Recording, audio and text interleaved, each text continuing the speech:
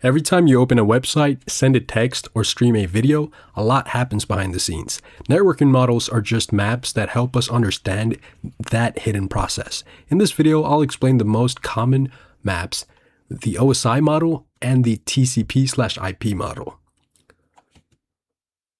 Why do we need models like these?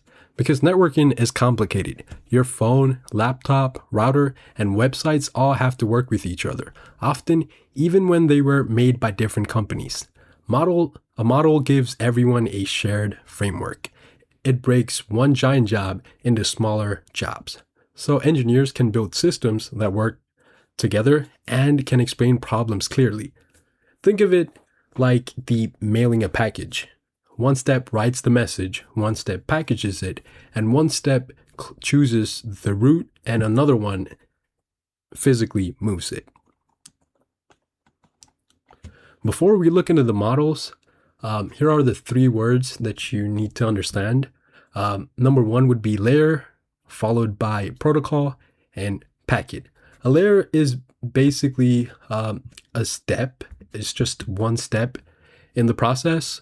And a protocol is more like a shared rule book, meaning rules for how devices talk to each other.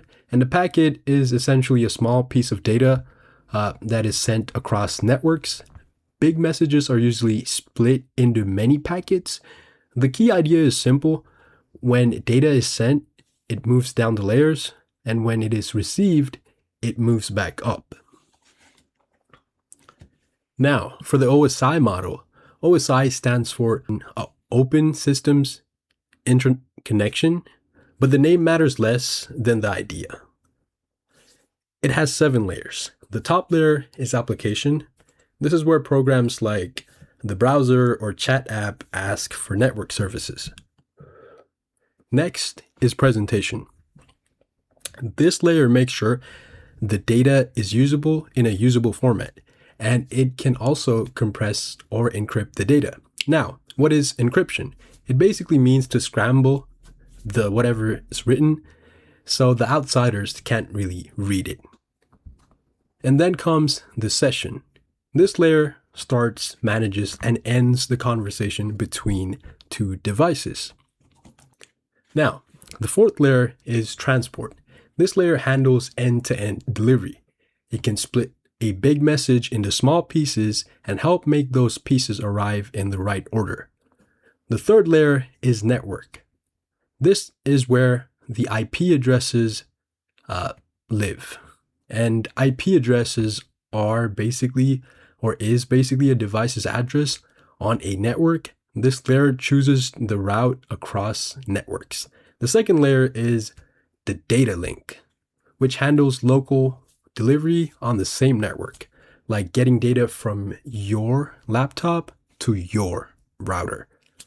The first layer is physical, which turns data into actual signals that travel either by cable, fiber, or Wi-Fi. Okay, so moving on to the next portion, and this is how the layers relate to each other and your message moves down the stack. Each layer adds the instruction it needs.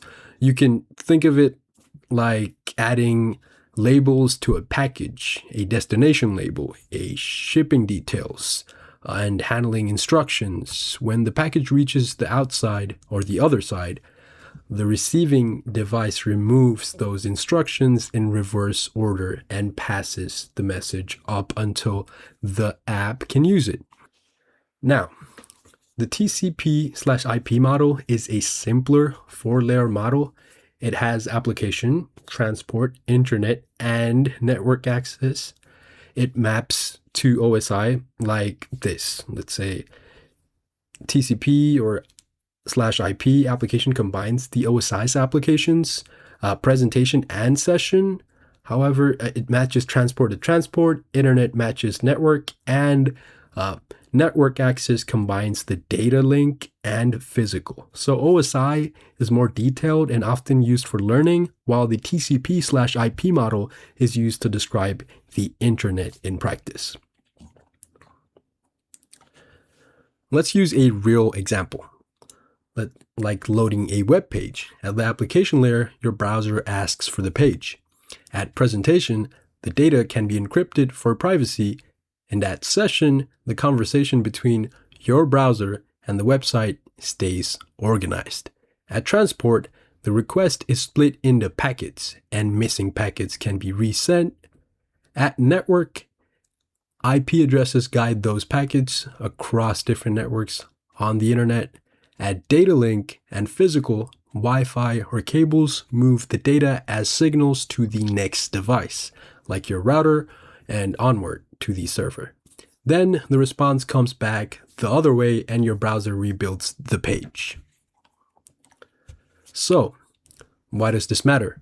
Because these models help professionals troubleshoot. If there is no Wi-Fi signal or a cable is unplugged, the problem is probably in the lower layers. If you are connected locally but cannot reach other networks, the problem is probably around the network layer. If the internet works but one website or one app keeps failing, the issue is probably higher up. In other words, the models help you narrow down where the problem lives